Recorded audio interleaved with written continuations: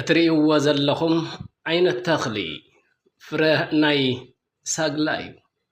ሳግላ ንብላዕ ውሽጡን ኣይትቕላዕ ዝብሃል ኣባሃህላ ከምቲ ትፈልጥዎ እዩ።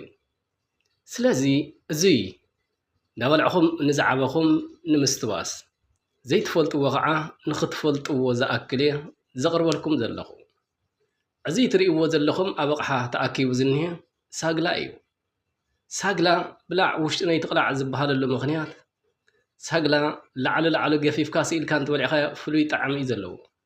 ግን ውሽጡ እንተቐሊዕኻ ግን ዝኾኑ ነፍሳት ነፈርቲ ዝመስሉ ካብ ውሽጡ ይወፁ።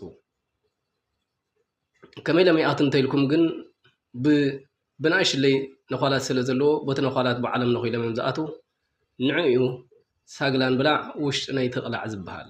ስለዚ ደጊ ገጠርን ዋላ ኣብ ከተማ ኣብ ከባቢ ዘለዉ እውነይ ካብቲ ከተማ ውፅእ እንዳበሉ እንዳበልዕዎ ዝዓበዩ ብዙሓት ቆልዑ ኣለዉ።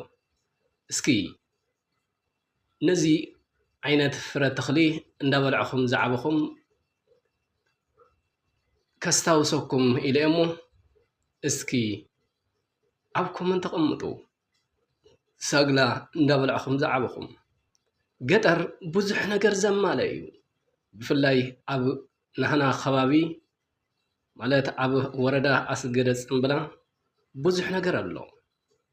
ካብኣቶም ዝተወሰኑ ክብለልኩም ዓየ ኣሎ፣ መቒዕ፣ ሙልዖ፣ ኣያሓዳ፣ መሸቓ ዝተፈላለዩ ዓይነት ኣለዉ። ስለዚ ካብዚኣቶም ከምኒ ሕሞር ከዓ ከብድኻ ክትሓምም ከለኻ ከም መድሓኒት ዝጠቕመና ሕሞር ኣሎ። መቸም ኣብ ገጠር ዘይርከብ ነገር የለን። ብዙሕ ግን ኣይንጥቀመሉን። ግን ኣብዚ ሎሚ ግዜ ከም ናይ ቀደም ኣይኮነን። ዳርጋ እንዳጠፍአ እዩ ዝርከብ።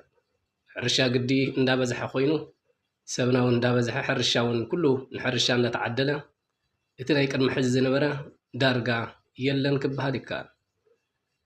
ስለዚ እዚ ንምስትዋስ ዝኣክል ክብለልኩም መፅየ። እስኪ ኣብ ኮመንት ተቐምጡ። ነዚ እንዳበልዕኹም ዝዓበኹም ላይክ ሸር እንዳገበርኩም ፈለው ከዓ ኣይትረስዑ።